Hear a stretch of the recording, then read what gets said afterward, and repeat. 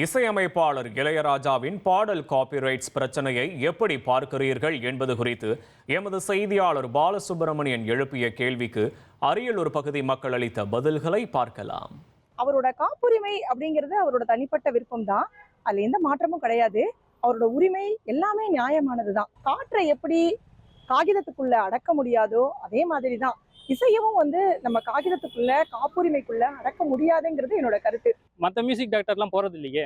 இப்போ தேவா போகிறது இல்லை, கங்கை அமரன் போகிறது இல்லை, ஹாரிஸ் ஜெயராஜ் இந்த மாதிரி இப்போ ரீசெண்டாக வந்திருக்கிற சில மியூசிக் டைரக்டர்ஸ்லாம் பழைய காலத்து பாடல்லாம் யூஸ் பண்ணுறாங்க. ட்ரெண்டிங்க்கு நல்லா இருக்குது அப்படின்னு.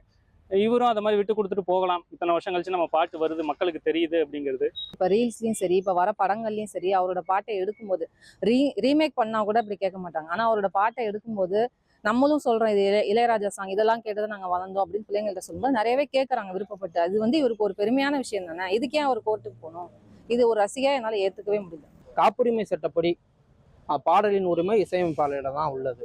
நான் எந்த இடத்துலையும் தயாரிப்பாளர்களுக்கு என்னோட பாடலின் உரிமையை வழங்கப்படவில்லை என்பதுதான். அதனால அவரிடம் முன் அனுமதி பெற்று இந்த பாடலை பயன்படுத்துவது தான் மிக சரியான ஒன்று. அவர் சொல்றது மிக சரியான ஒரு கருத்து. நீதிமன்றம் வரைக்கும் போகணுங்கிறது இல்லை, ஃப்ரெண்ட்ஷிப்பாக நடத்தலாம். அவரோட ஸ்டூடெண்ட் தான் இருக்கிறவங்க பூரா அவர்கிட்ட கற்றுக்கிட்டவங்க, அவர்கிட்ட இருந்தவங்க, அவர் ஃப்ரெண்டு மாதிரி அவர்கிட்ட இருந்தவங்க தான் எல்லாருமே.